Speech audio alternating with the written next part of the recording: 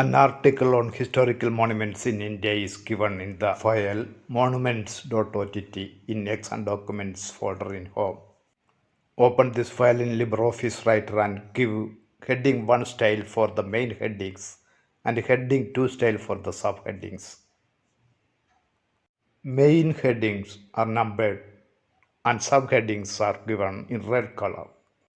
Then make the following changes to the heading 1 style. Font family Babel Unicode, font size 135%, font color purple. Save the file to X10 folder in Home. ചരിത്ര സ്മാരകങ്ങളെക്കുറിച്ചുള്ള ഒരു ലേഖനം monuments.ott എന്ന പേരിൽ ഹോമിലെ exam ഡോക്യുമെൻസിലുണ്ട്. ഇത് Libre Office റൈറ്ററിൽ തുറന്നിട്ട് അതിലെ പ്രധാന തലക്കെട്ടിന് heading 1 എന്ന സ്റ്റൈൽ നൽകുക.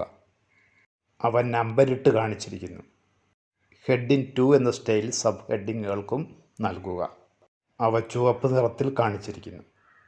അതിനുശേഷം ഹെഡിങ് 1 എന്ന സ്റ്റൈലിന് താഴെ പറയുന്ന മാറ്റങ്ങൾ വരുത്തണം. Font family Babel Unicode, font size 135%, font colour purple. അതിനുശേഷം ഫയൽ സേവ് ചെയ്യണം. ഹോം ഫോൾഡറിലെ എക്സാം ഡോക്യുമെൻറ്റ്സ് തുറക്കുന്നു. monuments.ott എന്ന ഫയൽ തുറക്കുന്നു. ഇതിൽ ഈ നമ്പറിട്ട് കാണുന്നതൊക്കെ മെയിൻ ഹെഡിങ് ആണ്. അവയെല്ലാം സെലക്ട് ചെയ്തതിന് ശേഷം അവയ്ക്കെല്ലാം ഇതുപോലെ ഹെഡിങ് 1 എന്ന സ്റ്റൈൽ നൽകുക. അടുത്ത മെയിൻ ഹെഡിങ് സെലക്ട് ചെയ്യുന്നു.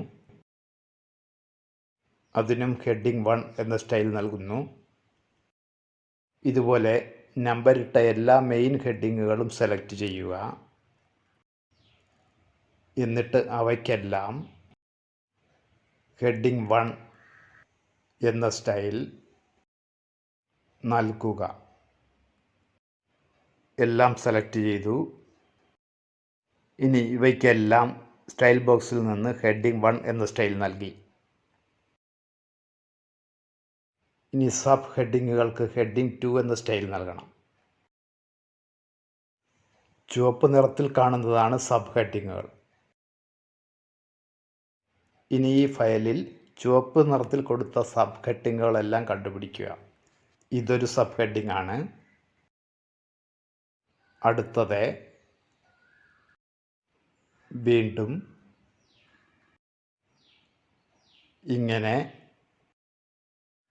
എല്ലാ സബ് ഹെഡിങ്ങുകളും സെലക്ട് ചെയ്യുകയാണ്. എന്നിട്ട് ഇവയ്ക്കെല്ലാം ഹെഡിങ് 2 എന്ന സ്റ്റൈലാണ് നൽകേണ്ടത്. എല്ലാം സെലക്ട് ചെയ്ത് കഴിഞ്ഞു.